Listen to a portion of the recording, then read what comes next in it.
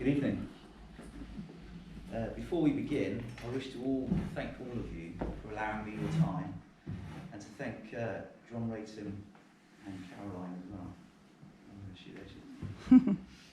And the Courts and Baron Leet for this amazing opportunity to occupy the guest speaker slot and speak to you all. I hope I can do it justice, and I will speak at first about the motivation and the reason behind my writing of this book, and then about its content, and finally, hopefully I can take some questions from you all. My family is the oldest and most successful family in horse racing history. For over the last 250 years of continuous horse racing, they have won a combined total of 130 classic races. It's quite a lot. I don't know if any of you are into horse racing at all. It's all the Oaks and the Derby, 2,000 Guineas, and that sort of thing. They owned Stockbridge and Fontwell Park racehorses, and they claim such descendants as Lester Piggott. You must all remember him. Yeah, bit of a crook, I think, towards the end of his time. I'm honoured to stand before you, the people of Stockbridge, and share with you my journey of discovery about Stockbridge races. This story was never written or recorded. Tales are mentioned in books and newspapers of the time, but the story had never been assembled. It was just in pieces. You see, I never wrote the story, it was already written. All I did was uncover it and fill in the gaps. This is our family tree. I thought it'd be quite pertinent to quickly go through it. Try and get this, there we go. So that's our grandfather there, Charles Cannon. This is his four brothers. In their day, they were all the most famous jockeys of the time. And then their father was Tom Cannon. Maybe some of you have heard of him. He had Danebury, a few of the properties around, and he was a very prevalent jockey, trainer, and owner of racehorses in the latter part of the 19th century. And then he married the daughter of John Day Jr., Kate Day, who was his predecessor. He had Danebury. So there's two families there. There's the Cannons and the Days. The Days were the ones that held Stockbridge races from a long time before. His father was John Barham Day, again another very successful trainer and jockey. He actually founded Danebury when it was a palace farm and developed it into a racecourse. And prior to him, his father, John Day, he was racing advisor to George IV, Prince Regent, and he held Halton Down Farm and really was responsible for bringing the Bibury Club from Cheltenham to Stockbridge with his wife. We can't forget her, Anne Barham. Now she was the descendant of Joseph Foster Barham.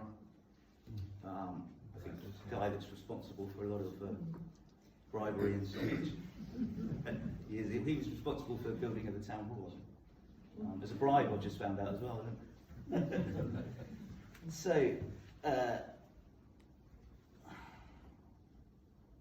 So for me, my journey started when I was young. My mother used to tell us that we came from a very old and successful horse racing family, and that Lester Piggott was a cousin. We never really believed this, even though our family owned many horses out in the forest and farms. But then one day I was older and my cousin started talking about a book she had seen. So curiosity got the better of me, and I had to see it. It was a scrapbook titled Tom Cannon of Garlows. There it is, in all its glory. Inside the book was paper cuttings, photographs of my granddad with the Rothschilds and King Edward and all the aristocracy, and references going back hundreds of years. So that was it, I was hooked. I started reading horse racing books and looking for mention of my family, and found they were everywhere. But the modern books and authors were referring to some of my ancestors, in particular the Day family. Here they are on Newmarket Heath. I do apologise for the grainy of the pictures. We did try our best. That's the Days there. That's old grandmother Day in a crunch bonnet with John Barham and his brothers, and there they are on a couple of winning racehorses. That picture hangs in the Tate.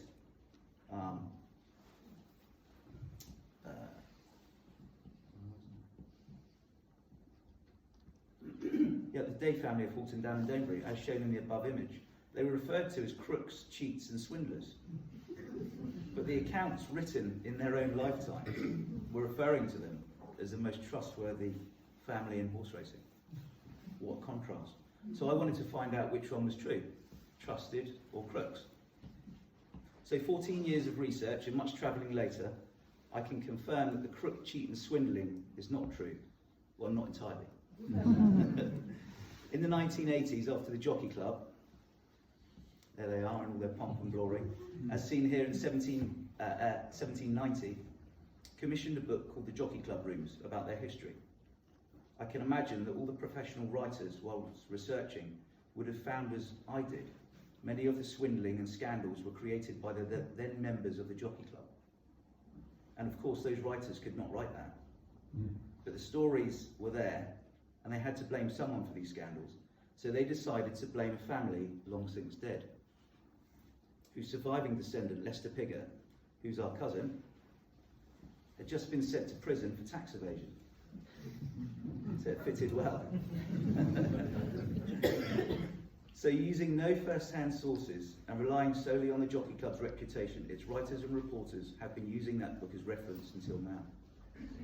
So I decided if I was going to stick it up them, excuse the language, and provide an alternative story, then it should be supported by extensive research. I published my book in 2016 amid a flurry of rush of working abroad in the Middle East and having young children. I knew it would be difficult to obtain the book's credibility as the book was controversial, and I am not an author, historian, and I'm definitely not in racing. So I found the two most respected historians in horse racing, Tim Cox, who's the president of the British Sporting Arts National Trust and the National Racehorse Museum, and John Randall, who's the book reviewer and historian of the Racing Post. And I held my breath, crossed my fingers, and sent my manuscript.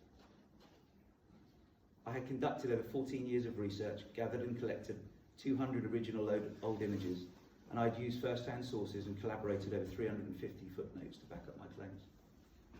But I was going up against the establishment, so I never expected an easy ride.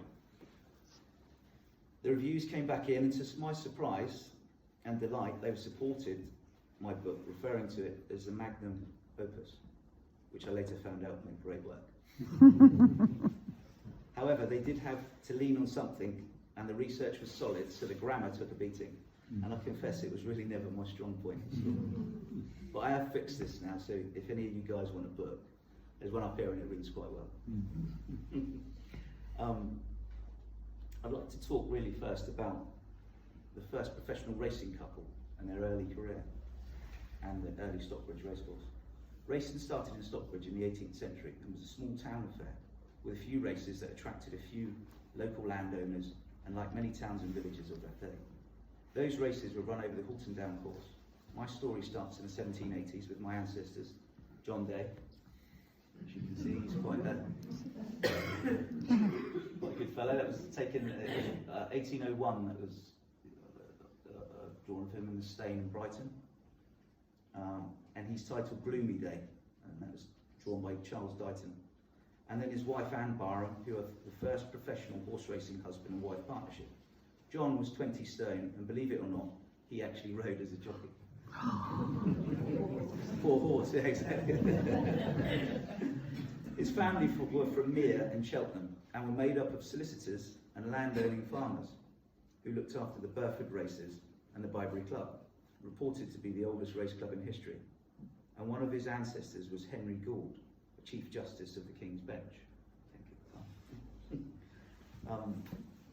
Anne Barham, there she is, was a mother of the Barham family of Stockbridge. Was a member of the Barham family of Stockbridge, as seen here after an image of her held in the National Portrait Gallery, whose family were aristocratic and large landowners, lords of the manor of Stockbridge and Halton, MPs and responsible for building this very building in 1801.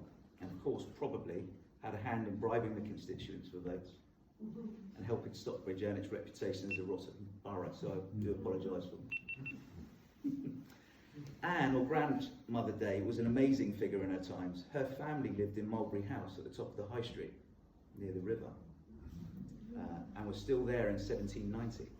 She was raised with surgeons and ranked as high in veterinary circles as the men of the time, when women were not allowed that status.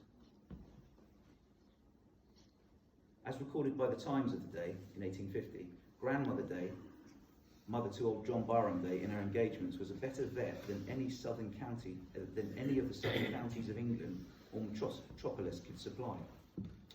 Quite amazing, she also owned and bred racers in a time when women were also not allowed, as recorded in the Sporting magazine of 1831. They said, Mrs. Day, Lady Sophia Kent, Mrs. Day are the only ladies who breed racers.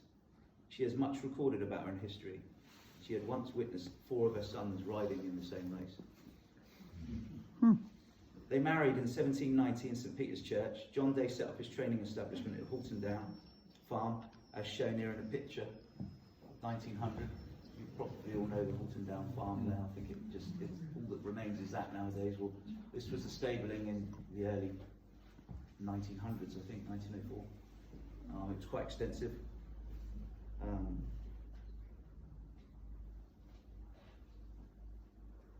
And he was clerk of the course of the Stockbridge races.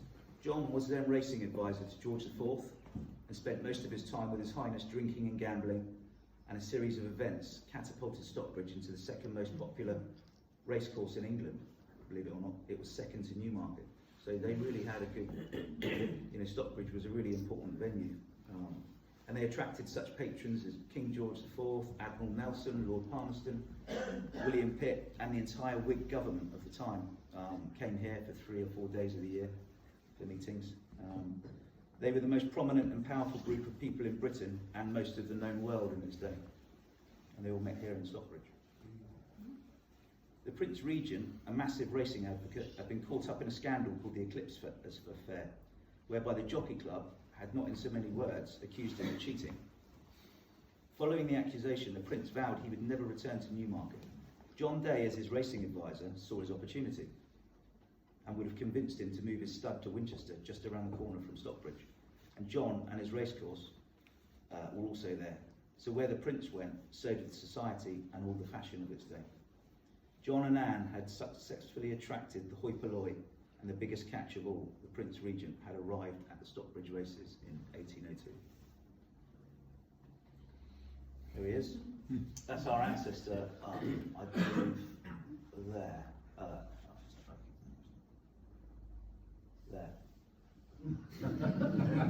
Which is great. As you can see, he's drunk.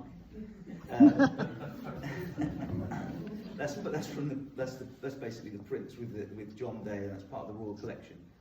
And it was recorded in his day that the Prince Regent referred to John Day as Lord Cinque Port and promised to raise him to the peerage on the tenets that he could drink 2 more bottles of brandy than anyone else. They never did, of course, but that's what was said. Lord Palmerston, who lived in Romsey, was another important patron of the Day family in Stockbridge for most of his life. I've recorded many events in my book. One such event was recorded in 1820, and John Day, alluding to some employer who had removed his horses from John after they did not win a race and refused to pay his training fee. John observed and recounted to Palmerston, huff and puff was bad enough, but huff and no pay was awful. It demonstrates the hardships of a trainer if the horse didn't win. An image of John Day, there we have him there, that's it, Halton Down Farm. Do I say it right? Houghton, in the background there. And this was in 1826. This is a watercolour by Harry Hill. And that was him on his black cob horse, which he used to ride around everywhere apparently. And they gave a description of him in the Times newspaper, and it read, John Day, a bull trainer, sitting in his low-crowned hat and his brown leggings on his pony Blackjack, and with Lord Palmerston at his side, he was completely the model of the old bull trainer. So, there he is. I like this image because that shows the Halton Down course. That's one of the only images available of how it looked in the day. And that was the stand that they built. You've got a few racers there going over the line, but I like that one. And this one, that was painted in 1820. John and Anne were the next section is the Maddington Club. So John and Anne were very busy building the Stockbridge races at Halton Down and added a regular club. The Maddington Race Club, which had always raced at raced at Winchester. In 1805, John Day managed to get the club moved to Stockbridge. And this became one of Stockbridge's first organised races. It consisted of a group of gentlemen riders agreeing to race over 3 days with certain prizes and distances. This arrangement remained up until 1815, when it changed to professional jockeys or riders, representing the owners, just like they do in modern times. So John and Anne had established the Stockbridge races. They had a packed stable at Houghton Down Farm, and the Stockbridge races were now a permanent fixture in the racing calendar of the country, with an army of children, some solicitors, some doctors, and some trainers and jockeys. That's John Day there, with his son, each side of him, I think this was in 1830. And a funny quote of the time around 1810 read, "Mr. Day, my daughter is in the stand and there is a naughty lady there. Will you have her removed?" Standing with his 20-foot stone figure erect, hardly daring to smile, my great-grand parental hero, an old roux of the spacious days of the Regency period, replied, "A naughty lady? I've never seen such a thing in my life. Do show her to me." The Stockbridge races continued to grow with the patrons right up until 1828, when John Day of Houghton Down died of a heart attack. And the next section is John Barham Day, his eldest son. He took over the racing at Danebury, at Houghton Down. And he was described as a clergyman, always going around in his black clothes with his black hat, very sinister look on him. John Barham Day took up the reins at Stockbridge, and in 1829 the racing at Burford Course, where the exclusive Bibury Club was held, the most elite clubs of the day was based, of which the extended Day family looked after, was losing its public support. Joseph Foster Barham, one of Anne's relatives, had married Lady Tufton, daughter of Sackville Tufton, the 8th Earl of Thanet, whose seat was at Burford. Joseph Foster Barham, Lord Grosvenor, and many more powerful members were after what all MPs craved, and that was votes. So in 1820, John Day had managed to coerce the Bibury Club, the most powerful and fashionable of racing clubs, to move to Stockbridge. The Bibury Club was the most exclusive racing club in Britain. Its early members were secret. The club was founded in 1798 by the Marquis of Westminster, Lord Grosvenor. After much research, we can finally name the members. They consisted of the most powerful and influential aristocratic patrons and statesmen of the time: George IV, Lord Palmerston, Duke of Wellington, Duke of Richmond, Earls of Jersey, Earl of Clarendon, Dukes of Portland, Dukes of Beaufort, and most of the Whig government. So in their day, the most powerful and influential group of people on the planet belonged to this club. At this time, the manor of Stockbridge was a rotten borough. Sorry to say that. MPs were involved in bribing constituents since 1754 with houses and money. The going rate for a vote in 1820 was 60 guineas. The Bibury Club and its members had purchased the land required to move the racecourse, and the Bibury Club was moved in 1830. There was nothing more attractive to bring in popularity and votes than horse racing, which was the national sport.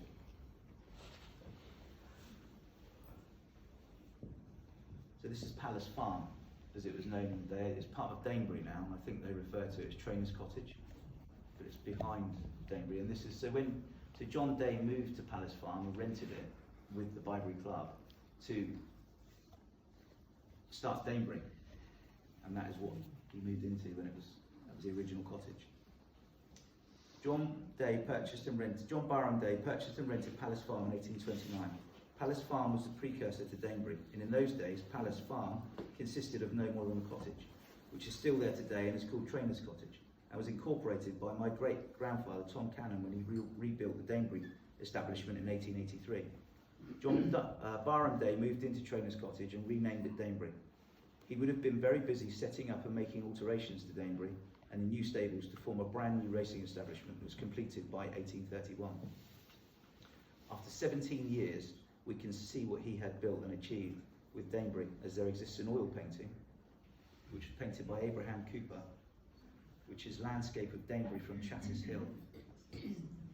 And you can see Trainer's Cottage there on the left.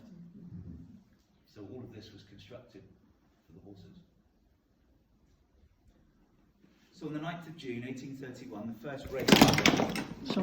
Sorry, Andrew. Whoops. The first race was run on the new course of Stockbridge, home now of the most exclusive Bibury Club. The London Morning Post and the Times newspaper had this to say: "Honest John," that's what they refer to him as, John Barham Day, "stands sober with all ranks. He has done wonders towards bringing Stockbridge to the fore, and deserves very great praise, the dear boy, as he is termed by the jockeys. has not only made rich stakes and erected a new stand, but has seduced many of the principal horses and their masters from Newmarket. Another said Stockbridge racecourse is now one of the prettiest in the kingdom. The turf is inferior to none, the regulations superior to most. How indeed can it be otherwise, when such a man as John Day is at the head of affairs? Stockbridge racecourse had now arrived. So there's just a bigger picture of the stabling. It was quite extensive. I think that's Danebury. All you local people will probably know it better than me. To give you some idea of the operation, John Barham Day employed over 100 full-time people at Danebury in the stables, in the kitchens, housemaids, etc. This was a vast operation. There were also over 100 horses in the Danebury stables at the time. All the glamour and glitz of the Bybury Club, racing had provided the residents of Stockbridge for those 3 days enough money to keep their families for the entire year. Houses were rented, food was prepared, it was certainly a party. The local butchers there and the bakers used to make 600 loaves of bread on race day. And I think you were mentioning earlier why the numbers were the same. I know the answer to that. So it was because they closed the racecourse. In the 1860s, there were so many people in Stockbridge working, and after they closed the racecourse, everybody disappeared, and the numbers dwindled. Everybody moved away because there was no livelihood. This is Lord George Cavendish Bentwick. He's the son of the 4th Duke of Portland. As the races grew rapidly in popularity, they attracted all great patrons. One such patron was Lord George Cavendish Bentwick, son to the 4th Duke of Portland, who was the most influential member of the Turf and the Jockey Club. The days started off with a perfect relationship of patron and owner. Bentinck filled the Danebury stables with his horses, and John Barham Day returned him with many winners. They won many times together, and they were unstoppable. But there are so many scandals and stories. I've recorded them all in the book. So this is the first horse box. And it was a combination really of, I'll read it anyway. In a day when the jockeys would travel over 100 miles to reach a race riding event, they would drag their ponies with them through, and the thoroughbred horses were kept in tow. This resulted in those horses performing poorly due to being very tired. Barham Day devised to transport these horses to the 1836 St Leger at Doncaster. They built the first horse box in horse racing. They won the race, and the rest is history. Bentinck and the Day's relationship ended many years later with total distrust for each other. This distrust grew into hatred, and Bentwick had tried his best to frame John Day Jr. So that goes back to that. John Barham was considered to be one of the first professional jockeys turned trainers, winning 16 races as a jockey, classic races, and 12 as a trainer. He was also royal jockey to George IV. John Barham left Danebury to his eldest son, John Day Jr., after a large and public falling out with Lord George Bentinck, in what became known publicly as the Gaper affair. John Barham then moved for a more quiet life to Woodyates with his son, and he died there in 1860. Next, I would like to talk about the Danebury Confederacy and the trouble it had caused for John Day Jr., John Barham Day's son. So, with the greatest patrons also came the greatest crooks. The Stockbridge races, those crooks were the Danebury Confederacy. The Confederacy lent vast sums of money in exchange for securities, such as land deeds. Their customers were everyone, but mainly very rich land-owning aristocrats. The personnel consisted of muscle like the boxing champion John Gully, seen there, guile in the form of Harry Hill. He was, and the ringmaster was the butcher's son turned solicitor, Henry Padwick. And he had married the daughter of the governor of the Bank of England. This group traded in rigged bets, inside information, and persuasion and repercussion, and the nobility ran the risk of being ruined at their hands. Bentinck brought them to Danebury. The Day family tried to remove them. But once they were established, the aristocratic patrons couldn't do without them, and they became the bank. This is John Day Jr. This was John Byron Day's son. John Day Jr. had now fallen out with his brother William Day, trainer over a scandal involving young William and Benting. John was now in control of the powerful Danebury stables. This proved to be a very testing time for John and the Stockbridge racecourse. Such public and famous scandals as Running Rein, the fraud of the 1844 Derby, the Old England affair and the Cromwellian affair, and the Rattan affair, which are all covered in my book, and resulted in Lord George Benting exacting his revenge by assisting in the revoking of John Day Jr.'s jockey licence. This corruption caused a petition to be raised by half of the Jockey Club members, led by the then Prime Minister, Lord Palmerston, in favour of John Day Jr. being innocent. That's a picture of him in the Newmarket. That just shows his seat in racing. John Day Jr., by now an Oxford School vet, could no longer ride as a jockey, so he took over the Danebury stables in 1846.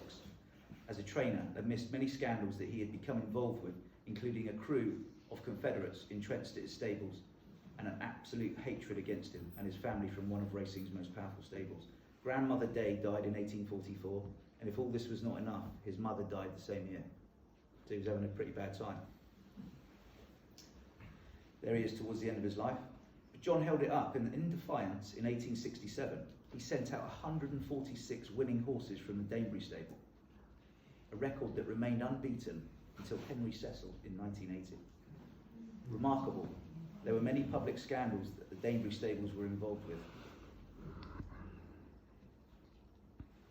John Day Jr. continued on the previous two generations' work, making sure Danebury and the Stockbridge races were one of the most popular and famous racing events in the racing calendar. But John Day Jr. was losing his sight in 1882, and he died at Danebury in 1883. This is our great-grandfather, Tom Cannon.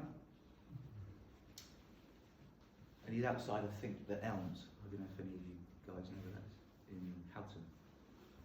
It's opposite the Boot Inn. I don't know what it's called now. I've got a picture of it. Day's daughter, Catherine, had married one of the top jockeys in the Danebury stables. His name was Tom Cannon, and my great-grandfather. They were married in Houghton in 1865, and Tom purchased the Elms in Houghton and moved in. That's the Elms. I think that was the Elms in 1870. Church Lane. Yeah, is that what it? Yeah, it's just on the left there, isn't it? Yeah. So Tom was born to a Windsor horse dealer in 1846, next door to Windsor Castle. He was schooled at Eton School and then college. Tom's first race was at 13, and the horse was called Malvery. He fell from the horse, and believe it or not, he was only 4 stone 7 pounds. It's really light for a 13. The next day he rode for Lord Portsmouth, winning the race on my uncle. Lord Portsmouth had him ride for him all the time after that. So this is... There's Tom Cannon there with Fred Archer. He was the other top jockey of the day. And I think that was Fordham, George Fordham, one of the other top jockeys. So there they all are. Cannon rode second jockey to George Fordham for the Danebury stable and was a contemporary of Fred Archer, another great jockey of the day, and rode many classic winning races. He was considered as one of the most honest of jockeys and trainers. By 1887, Cannon was considered the leading jockey, as recalled by Charles Morton. He said everybody wanted him. His winnings and exploits are covered in depth in my book. In 1888, the Scottish millionaire George Baird settled on £15,000 for 3 years, paid up front for Tom Cannon's services as a jockey. After receiving his payment, he then purchased the Garlogs estate. This salary amount was unheard of before Cannon. They usually used to earn £500 a year, and that was considered a good rate for a top jockey back then. This is Cannon on Robert the Devil, one of the horses he trained in Danebury. Cannon had ridden 13 classic winners, 5 Grand Prix in Paris, and trained 2 English classics. The history of the English turf 1901 had this to say about him. If you combine race riding, horse training, jockey making, then Tom Cannon knew more about it than any man alive. This was Danebury in 1883 after Tom Cannon pulled it down. He pulled down the majority of it and rebuilt it. The turret there was rebuilt, and actually, I think all that was remained of the old Danebury was the kitchens. Everything else was completely new. My grandfather used to live in that room there, and they used to put bars on the windows to stop him running away. He was naughty. By 1883, Tom had publicly took over the Danebury from John Day Jr. Tom pulled down most of Danebury and rebuilt it. This is the finished building you see today with a turret. This image was taken after the work had finished, and Tom had covered it in red and white coloured flowers, and that was his racing colours. And that was all over the turret and for most of the house. That's the flowers there. That's Danebury in 1895. There's my grandfather there with his dog. There's Tom Cannon with, I think that's great-grandma, other members of the family. That's how it was, and that's the flowers there. Look, I think people at the time said it looked really pretty. Tom was renowned for his after-race parties at Danebury, as recalled by the paper of the day. There was always huge house parties after the races. King Edward VII used to come for tea. The most brilliant men in their professions used to gather in Tom Cannon's house. Cannon said to the Prince one day, "Sir, I don't know what you would say if you knew I had a prize fighter in the next room." Prince Edward said, "I have heard he is a very game man. If I had my own way, I would like to shake hands with him." That's the training instruction on Danebury course. I don't know, notice the stands, I think some of them still there, aren't they? I've never been up there myself. Yeah, that's my great uncle there, Tom. And there's his father, Tom Cannon.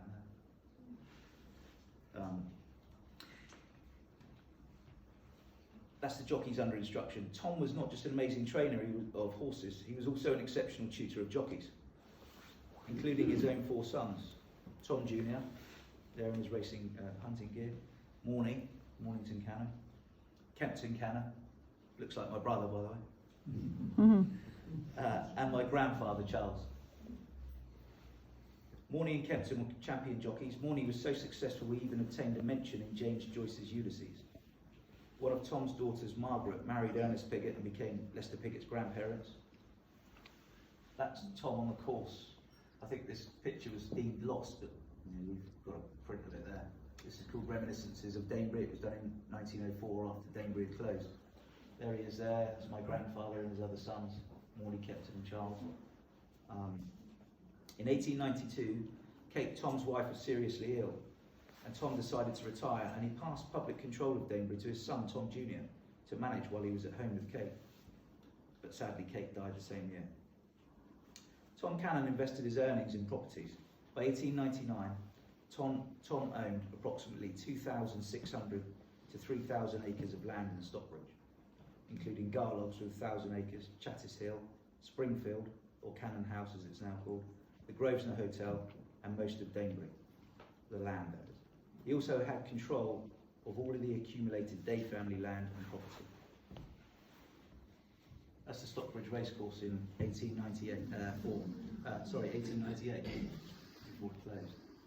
It's quite amazing to think that was just round the corner.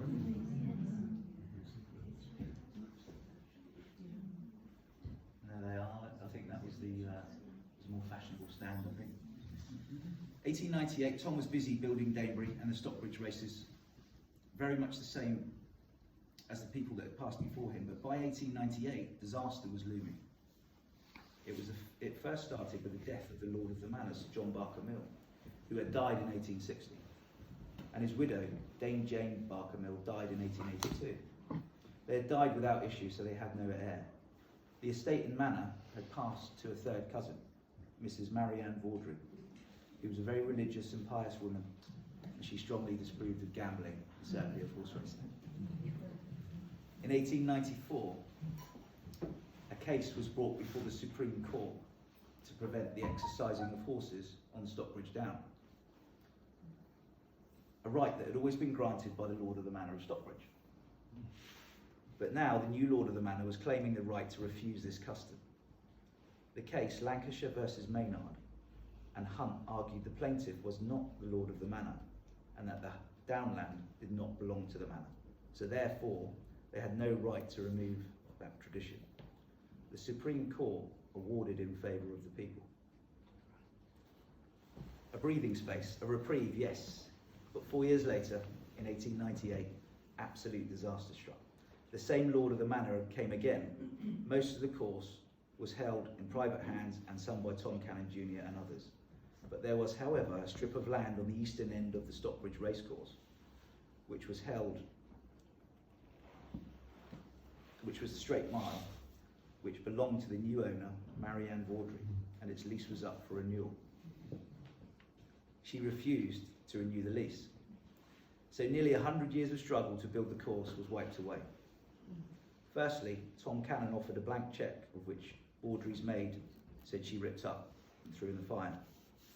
Then, as recalled in the Barker Mill story, speaking about Vaudrey, she had to give notice to the club that she was going to sell it, speaking about the land. And the Prince of Wales afterward, King Edward VII, sent an equerry down there with an open chequebook to buy Stockbridge racecourse. But she tore it up and threw it into the fire.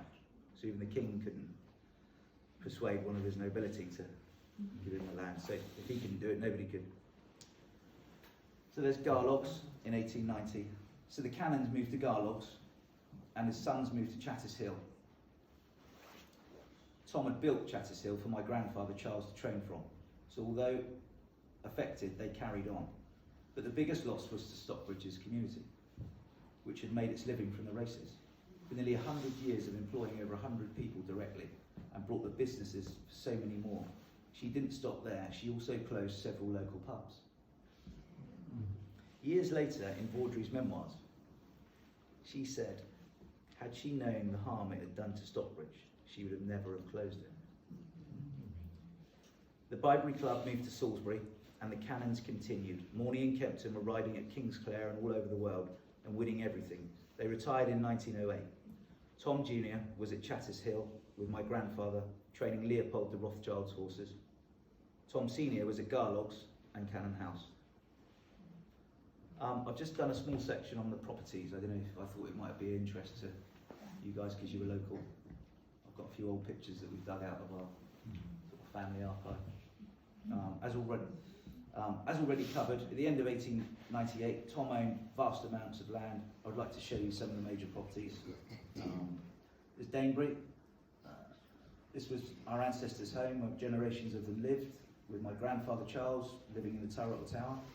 Danebury remained one of the most successful breeding and training establishments in the country. I've included a brief description of this establishment, covered in the previous chapter. It consisted in 1907 of approximately 998 acres of land and many outbuildings and tenements.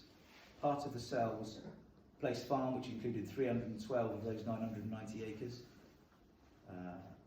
And Tom Cannon had pulled down most of it in 1883 and rebuilt it.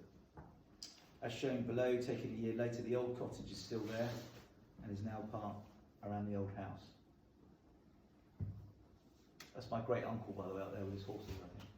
That one there, in training of some of the Danebury stables. They're not there anymore now. But I found it quite interesting to find that Danebury had a horse cemetery, which is located in the Danebury yard, very near to the house. It was previously marked by an old chestnut tree. I think it's there. So my 5 times great grandmother planted it there in 1831, and under the tree was buried many famous horses, such as Bay Middleton, Derby winner, and the Prince of Wales horse, Counterpaint. You guys might have heard of that in your local, where the horse dropped dead over the line and all the local residents pulled the hairs out of his tail. He kept it, poor thing. Garlogs, that's the entrance to, or the driveway to Garlogs. I think that's a great auntie there. One of my great aunties died in the lakes up there, she drowned. That's my granddad on his horse, shortly after. And how Garlogs looked in its day, I think it's quite different nowadays, but looked quite pretty. Move on to Chattis Hill. Chattis Hill as it was then, I think this was in 1904. And I thought it'd be quite interesting, because I don't know if you guys have ever seen, I mean, we see the stables nowadays as they are, they're all flats, aren't they? Sorry, houses. But that's how they were in their operational day. That's the corner rooms of, as they called them, the trophy rooms. And this is quite an important story, and I don't know if it has any connection to Trafalgar Way at all, but these were Lord Admiral Nelson's cannons from his flagship, the Victory. And our family, one of my great uncles had one of Nelson's swords and his signet ring. They had 4 broadside cannons that they kept outside of Danebury originally, and 2 deck cannons. You know, the deck cannons used to be on the gate posts at Cannon House, but they've gone, I don't know where, and I don't know where these have gone, but the sword was presented to, I think, one of the admirals of the American fleet after the Second World War as a thank you for their assistance in the war. Grosvenor Hotel. There's the Grosvenor Hotel as it was in the day. Quite interesting actually, Lord Grosvenor built the market room in 1837, and then Tom Cannon put these bedrooms over the top in, I think, the 1890s to allow extra guests that were coming in. But yeah, successive members of my family held this. They used to own they used to have the sheep in here. They'd sell sheep there. And the churchyard over here, before the church was built in 1860, used to be the ground where they showed the sheep prior to selling them. Yeah. I think the lady of the manor at the time, I think it was Gammy Mate, I can't remember her quite name, but she owned that land. She gifted it to the church to build their church on.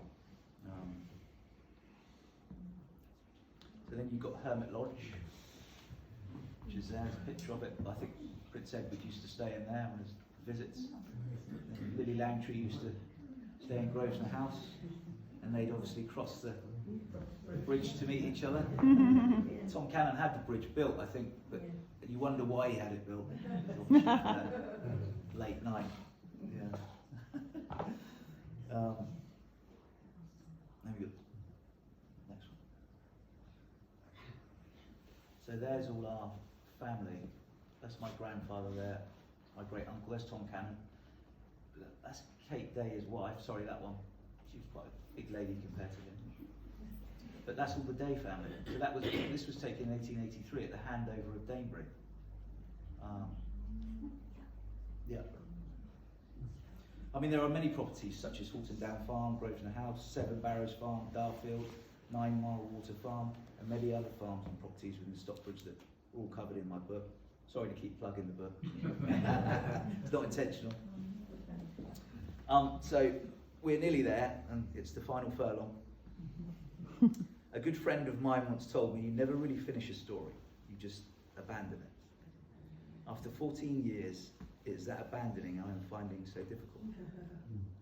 The writing of this book has been but the most challenging adventure I have ever undertaken. Rescuing a story from a world that has disappeared and long been forgotten, that was dominated by those who have gone before me. Forgotten, perhaps, but not now. They have been remembered, hopefully, in these pages. It was never and has never been the establishment that made horse racing the sport for kings. They just wrote the records. It was the hard work of the trainers, the wasting and sacrifice of the jockeys, and the support of the public that made horse racing great. It is my hope that next time somebody writes about my family, they will be equipped with this alternative version of the history as a reference. It's been such an honour to explore those lives and walk in their footsteps. It is almost as if I knew them. Someone once told me that if all I do is research, then I will never finish this book. Well, I can now safely say it was only because of that research that the racing story of this town of Stockbridge has now revealed itself and been told. As for me, I have done my job. I have made my contribution to the turf. I have taken my family's skeleton from the closet. I have defended the memory of my ancestors, and in doing so honoured my promise. So now I will leave them to rest where they belong in history, forever protected and always defended in these pages. I believe, as we were taught as children by my beautiful mother, Patricia Cannon, the truth is always the right course, and in the pursuit of it, and only in that pursuit, has this story revealed itself and finally been placed in history. I would like to close the story, as we began, with the words of my great-great-great-great-grandmother, Miss Anne Day, 1771. She said, "Fear thy God, speak evil of none, stick to the truth, and don't be done. Thank you very much. If there's any questions.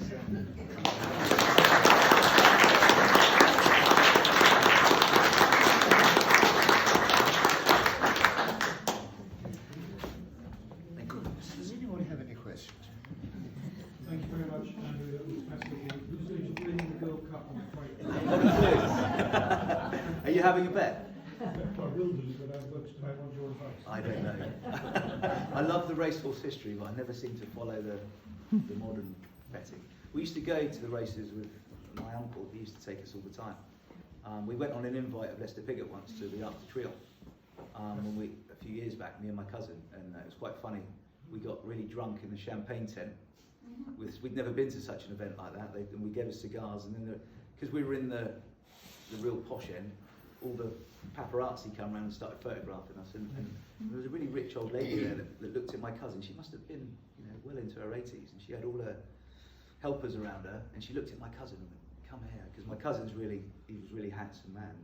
Anyway, he went over and sat by her, and she was rubbing his leg for the whole race. But that was quite good. Yeah. Well, Andrew, thank you very much indeed for an absolutely fascinating talk. And one of the things that occurred to me, it may have occurred to you as well, it is wonderful the way, I think it would only happen in England, the width of cordite has hung over Stockbridge for 2 or 3 centuries, because we start the evening with this, which is the result of a scandal that took place in the 17th and 18th centuries. And by an almost seamless join, we move into the 19th century, and that wonderful man sitting on that long-suffering horse. Somehow or other, it's not exactly a scandal. It's the sort of stuff of gossip columns. It's just fascinating to listen to. But thank you so much. Thanks ever so much for having us. Very much indeed.